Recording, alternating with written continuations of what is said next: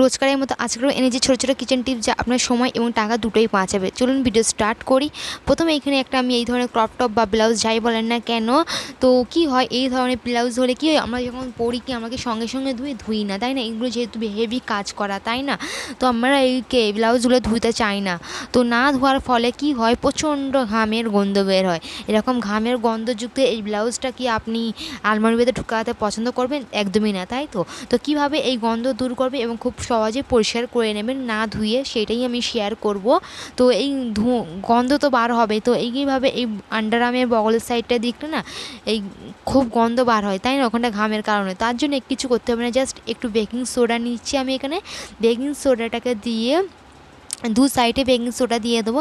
তো যত ঘামটা আছে না এই বেকিং সোডা অ্যাবজর্ব করে নেবে। এইভাবে আমি একটু রাব করে নেব, রাব করে নিতে হবে যাতে এই ময়লার গন্ধটা খুব এই বেকিং সোডা অ্যাবজর্ব করে নেয়। তারপর আপনি আলমারিতে গুছিয়ে রাখবেন, দেখবেন আপনার কোনো রকমের স্মেল বার হবে না। আর এই ধরনের যেহেতু হেভি কাজ করে, আমরা তো সঙ্গে সঙ্গে পানিতে ধুই না, ধুলে কী হয় ব্লাউজটা নষ্ট হয়ে যাওয়ার সম্ভাবনা খুব বেশি থাকে, তাই তো? তো তারপর আমি এখানে দিয়ে দেবো একটু পাউডার, টেলকম পাউডার, যেই পাউডার আছে না কেন আপনার কাছে ওই পাউডারই দেবেন। দিয়ে ভালো করে ছড়িয়ে দিয়ে তারপর ভাঁজ করে রেখে দেন, দেখবেন এই উল্টো অবস্থায় রেখে দিলে খুবই ভালো হয়। তো আপনার যে স্মেলটা বার হবে না, যত ঘামের গন্ধ দূর হয়ে যাবে, যেহেতু এই কাপড়টা থেকে এই মতির কাজ করা আছে সব ছেড়ে যায়। তো নেক্সট হচ্ছে, আমরা তো প্রেশার কুকারে কম বেশি ডেলি রান্না করি, তাই না? ডাল রান্না করা কিংবা কোনো কিছু নরমের জন্য, যাতে ভাত, এছাড়া তো অনেকে আছে ভাতও রান্না করে। তো কীভাবে এইটা রান্না করতে গেলে উপচে পড়ে যায় এবং পানি বার হয়, সিটিতে কী হয় এই ঢাকনার উপরটা অনেকটা নোংরা হয়ে যায়। তো আবার এই ঢাকনাটা রোজ রোজ ধোয়া ঠিকই নয়, যেহেতু এর রাবারটা খারাপ হয়ে যায়। তো তার জন্য এটা কী করব, এখানে আমি একটা টিস্যু পেপার নিয়েছি, জাস্ট একটু মুখটা কেটে সিটির মাঝখানে পরিয়ে দিয়েছে। তারপর যদিও যত সিটি আওয়াজ হবে এই টিস্যুটার উপরে হবে, আপনার এই কুকারের ঢাকনাটা নষ্ট হবে না, পরিষ্কার পরিচ্ছন্ন থাকবে। চলে যাচ্ছি পরবর্তী আইডিয়ায়। এখানে আমি তো এই ধরনের যে প্যান্টগুলো হয় না, তো বসেই তো এই সমস্যাটা দেখা যাচ্ছে, প্যান্টে চেইন লাগতে চাইছে না। তো লাগতে চাইছে, জোর জবরদস্তি করার পর কী হচ্ছে, প্যান্টের চেইনটা কেটে যাচ্ছে।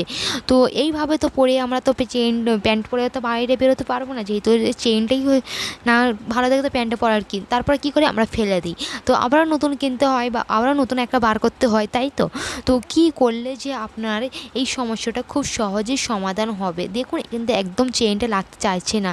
তো তার জন্য এখানে নিয়েছি এই যে টুকরো সাবান, যে কোনো সাবান দিয়ে জাস্ট একটু চেইনে যদি এইভাবে রাফ করে নেবেন, দেখবেন আপনার স্মুথলিভাবে চলে আসবে চেইনটা। যেহেতু সাবানটা এখানটা রাফ করার কারণে কী হলো, চেইনের জায়গাটা একদম পিচ্ছিল হয়ে গেল। তো খুব সহজে স্মুথভাবে চেইন আপটা আপনি খুব সহজে লাগাতে পারবেন। তো যে কোনো জায়গায় এই টিপসটা অ্যাপ্লাই করবেন, দেখবেন আপনার অনেক কাজ সহজ হয়ে যাবে, আপনার একটু হলে টাকা বাঁচবে, যেহেতু কেটে গেলে সমস্যা দেখা যেত। পরবর্তী টিপস হচ্ছে, এখানে আমি একটা রসুনের খোসা ছাড়িয়ে নিচ্ছি। তো এই রসুন দিয়ে আপনি অনেকটা আপনার সুবিধা হতে পারে আপনার হেলথের জন্য। তো এই রসুনের মধ্যে রয়েছে অ্যান্টিসেপটিক গুণ, তাই না? তো এখন কি হচ্ছে, যে বর্ষায় তো চারিদিকে মশা, একটু কাজ করতে যান, একটু থালা বাসন ধুতে যান, যেখানেই যাক না কেন মশা দেখা যাচ্ছে। তো মশা বা বাড়িতেও মশা আসছে, কী হচ্ছে, আমাদের কামড়ে ফুলিয়ে দিয়ে বাড়িয়ে পালাচ্ছে, তাই না? তো এই যদি ফুলে যাওয়া জায়গাটার পর মশা কামড়ানো মনে হচ্ছে যেন কামড়েই থাকে, জ্বালা করে। তো ওই জায়গাটায় যদি আপনি একটু রসুন রাফ করে নেন, তো কী হয়, আর জ্বালা করবে না। পরবর্তী টিপস হচ্ছে, আমি এই একটা চিরুনির মধ্যে একটা মোজা পরিয়ে দিলাম। এই মোজা পরানো চিরুনিটা আমি কী করবো সেটাই আমি শেয়ার করব। তো আমরা যখন বেডশিট লাগাই, তো দেখুন এই সাইডটাই তো আমাদের বেডশিটটা ঝোলে। তো এরকম যদি ঝুলে দেখতে খুবই বাজে লাগবে। আর এই জায়গাটা যে এতটাই যে শক্ত আর স্পেস থাকে না যে আপনি আঙুল দিয়ে করবে, যদিও করেন তো আপনার আঙুল ভেঙে যাওয়ার সম্ভাবনাটা খুবই দেখা যায়। তো তার জন্য এইভাবে যদি আপনি একটা চিরুনিতে যদি মোজা পরিয়ে দিয়ে যদি পরিয়ে সিকিউর করেন, তো দেখবেন খুব সুন্দরভাবে আপনার অর্গানাইজ হয়ে যাবে ঘরটা। দেখুন এখানটা আমি করে দেখাচ্ছি কতটা সহজে সুন্দরভাবে হয়ে গেল। চলে যাচ্ছে পরবর্তী আইডিয়া, এটাও আপনার অনেকটা কাজকে সহজ করে দেবে। প্লিজ আমার ভিডিও একটি লাইক দেবে এবং আমার চ্যানেলটিকে সাবস্ক্রাইব করে পাশে থাকা বেল আইকনের অল অপশনটিও প্রেস করে দিতে পারে। আপনাদের সাবস্ক্রাইবে এবং আপনাদের সাপোর্টের খুবই দরকার।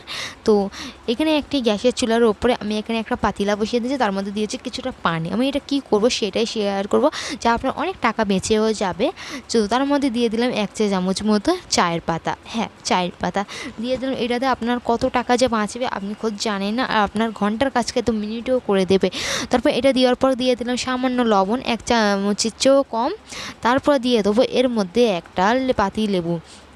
তো এখানে পাতিলেবুটাকে নিংড়ে এর মধ্যে দিয়ে দেবো। তো এর রসটাও খুবই ভালো। তো দিয়ে কি তৈরি হচ্ছে সেইটাই আমি শেয়ার করব। তো দিয়ে একটু রসটা নিংড়ে দেওয়ার পর খোসাটাও আমি এর মধ্যে দিয়ে দিলাম, যার এর মধ্যে প্রচুর গুণ আছে লেবুর মধ্যে, পাতিলেবুর মধ্যে। তারপর এটাকে ভালো করে একটু মিক্স করে নেব। তো তৈরি হয়ে গেলাম একটা সুন্দর মতো একটা চায়ের লেখা, তাই তো লবণ লেবু দেওয়া হয়ে গেছে। তো এটা আমি কি করব, আমাদের বাড়িতে যে এই ধরনের যে রূপোর গহনাগুলো থাকে না, তো এই কি হয় কালচে হয়ে যায় পরবার সাথে সাথে সাথে যত ইউজ হয় তত কালচে হয়ে যায়। আর এটা যদি আপনি একটা দোকান থেকে যদি পরিষ্কার করাতে যান তো অনেকটা মেহনত লাগবে, টাকা যাবে। তো আপনার জিনিসটা যদি কালচে হয়ে যায় তো আপনার কি পড়তে ভালো লাগবে? ভালো লাগবে না। তো কি হবে, তো আপনি খুব সহজে একদম নতুনের মতন চকচক করিয়ে নিতে পারবেন। তো এই লিকারটার মধ্যে চায় পুটটা বা যে কোনো রূপোর গহনা এইভাবে দিয়ে দেবে আর 5 মিনিট ফোটাতে দেবে। এখানটায় দেখতে পাচ্ছি রেজাল্ট কেমন আসছে। তো দিয়ে ভালো করে 5 মিনিট ফুটিয়ে নেবেন, যত ময়লা অ্যাবজর্ব করে নিতে পারবে।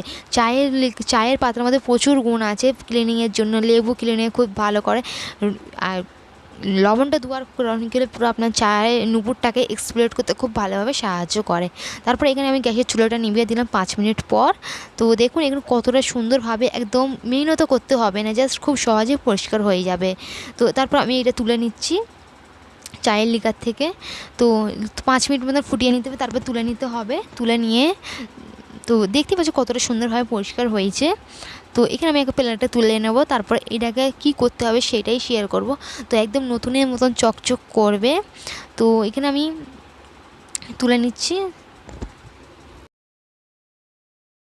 আমি এই নুপুরটাকে ভালো করে ঘষিয়ে নেব, যত সব লিকারগুলি এক্সপ্লেট হয়েছে। তো একদম এই জায়গাটা একদম আরও ভাবে যদি একটু যদি ভালো করে যদি এক্সপ্লেট করে নেন, ব্রাশের সাহায্যে যদি একটু রাফ করেন, তো একদম পুরো ময়লাগুলো খুব সহজে খুব সুন্দরভাবে পরিষ্কার হয়ে আসবে। তো এখানে আমি ভালো করে দুটো নুপুর আমি পরিষ্কার করে নেব। তো প্লিজ আমার ভিডিও একটি লাইক দেবেন, আর আপনি যদি এতক্ষণ পর্যন্ত দেখছেন তো আপনাকে অসংখ্য ধন্যবাদ। তো ভিডিও তারপরে এখানে আমি দুটোই নুপুরে এইভাবে এক্সপ্লেট করে নেব, ভালো করে ব্রাশের সাহায্যে ঘষে নেব। ব্রাশটা যেহেতু নরম, তো ভেতরে যেই ডিজাইনের ভেতরে ছিদ্রগুলো আছে যদিও কালচে থাকে, খুব সহজে টেনে বার করে দেয়। তারপর নর্মাল পানিতে ধুয়ে দেখাচ্ছি, দেখুন কয়েকদম নতুনের মতন একদম চকচক করছে, রেজাল্ট আপনাদের সামনেই। তো এইভাবে আপনার রূপোর গহনাগুলিকে খুব সহজে পরিষ্কার করে নিতে পারেন। তো তারপরে আমি এটা কাপড় দিয়ে মুছেও দেখাচ্ছি যে কতটা পরিষ্কার একদম। তারপরে